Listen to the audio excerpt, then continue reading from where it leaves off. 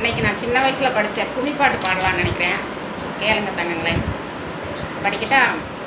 தங்கத்தினால தாம்பலமா தாளர்கையில் ஏந்தி சிறு தோழர்கையில் மாட்டி தருமராஜா குமாரகிரியில் பொங்கல் என்று சாட்டி வேப்பலையாம் தோரணமா வீதி வழி கெட்டி தாய வீதி வழி கெட்டி விளையாட பொன்பிறந்தா கண்ணேனோடு காளியே.